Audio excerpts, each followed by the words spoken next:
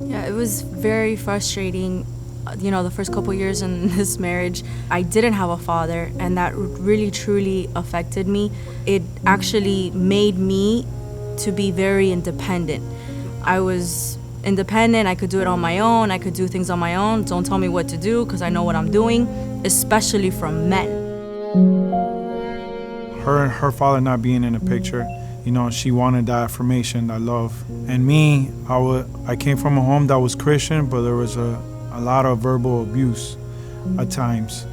And that caused rebellion in my life. That caused for me to be independent. It was really bad. It was a miserable marriage, to be honest with you. He would do everything, avoid, to try to come to the house. Whatever it took not to come home.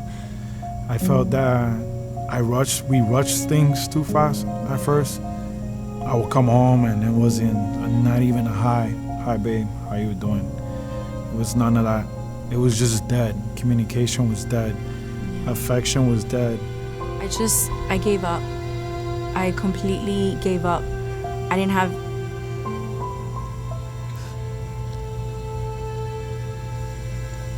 faith anymore. I truly, mentally, physically, emotionally, I just really gave up.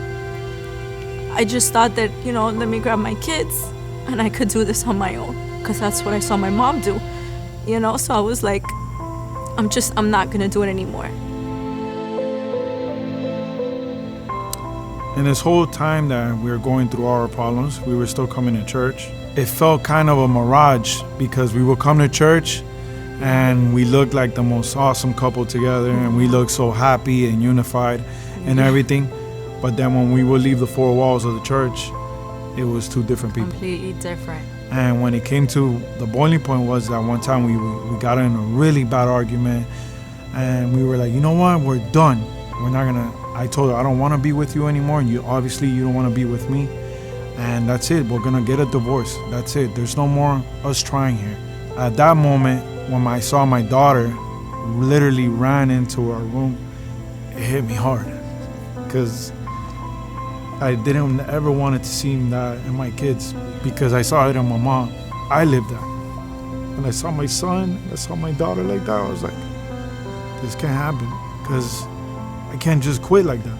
And it came to a point that I went to my mentor and I said, look, I see that there's no way out. So then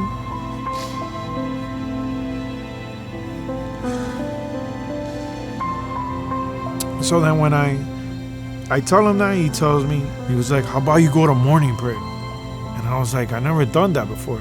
He was like, you got nothing to lose. Just try it.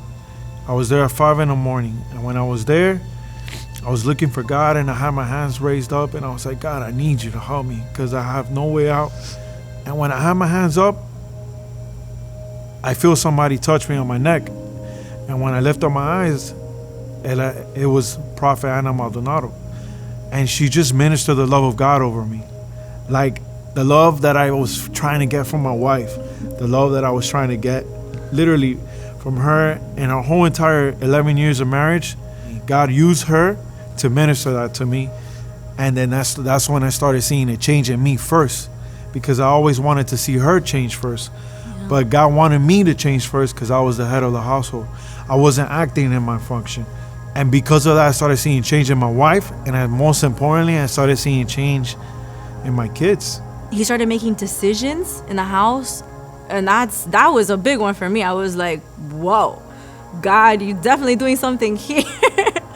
And I think that kind of initiated something in me without me even knowing. And I truly know that it was his prayers as the man of the house, as the priesthood, him affecting me is something pure. I'm able to really love him how God loves him, even through his failures and his, whatever it is that he may fail in, his weaknesses or whatever, and I still truly love him. I'm sorry. I didn't respect him before, and now I have the biggest, most admiration even for him. I respect him more than anything, God has sincerely poured a love that is supernatural in my life for him, so I can love him and even my children, and so I can love me too. You know, you can't love somebody if you don't have love. You can't give something that you don't really have. The love of God did so much, and it did it in so much of a less of time. You know, it took us 11 years to struggle, but it only took God Like that. Not to even just a to month change to and fix put it all. and bring happiness, to bring joy, to bring communication. Everything that was dead, he brought resurrection to it. Yes. And that's the most important, that the love of God, there is no limits.